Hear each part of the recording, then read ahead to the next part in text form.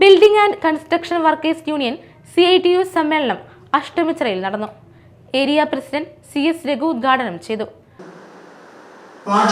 കഴിഞ്ഞ കുറച്ച് വർഷങ്ങളിലായിട്ട് അപകടകരമായ അവസ്ഥയിൽ നേരിടുകയാണ്. എന്താണ് അങ്ങനെ ഒരു സാഹചര്യം വന്നത് എന്നതിനെ സംബന്ധിച്ച് നമ്മൾ മുമ്പുള്ള യോഗങ്ങളിൽ എല്ലാം നമ്മൾ ഈ കാര്യങ്ങൾ നന്നായി വിശദീകരിച്ചിട്ടുണ്ട്. കാരണം അത് ക്ഷേമനിധി ഒരു അപകടകരമായ അവസ്ഥയെ നേരിടുന്നതിന്റെ പ്രധാനപ്പെട്ട ഉത്തരവാദിത്വം നമ്മുടെ കേരളത്തിലെ ഇടതുപക്ഷ മുന്നണിയുടെ സർക്കാരിന്റെ തന്നെ.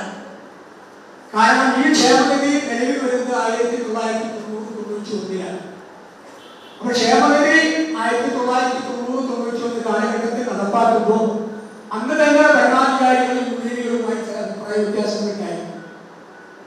ക്ഷേമനിധി നടപ്പാക്കാൻ നമ്മൾ വളരെ നാളുകൾക്ക് വർഷങ്ങൾക്ക് മുമ്പ് ആവശ്യപ്പെട്ടത്. പക്ഷെ അവിടെ ഭരണാധികാരികൾ നമ്മളോട് ഉന്നയിച്ച തർക്കം ക്ഷേമനിധി എന്ന് പറഞ്ഞാൽ അത് 3 ഉടമസ്ഥന്മാർ വേണം.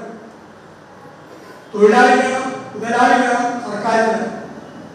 നിർമ്മാണ മേഖലയിലെ തൊഴിലാളികളെ സംബന്ധിച്ച് തൊഴിലാളിയുണ്ട്, സർക്കാരുണ്ട്. നമുക്ക് ആരെയും മുതലാളിയായിട്ട് ചൂണ്ടിക്കാണിക്കാനുള്ളത്. KC അപ്പു അധ്യക്ഷത വഹിച്ചു.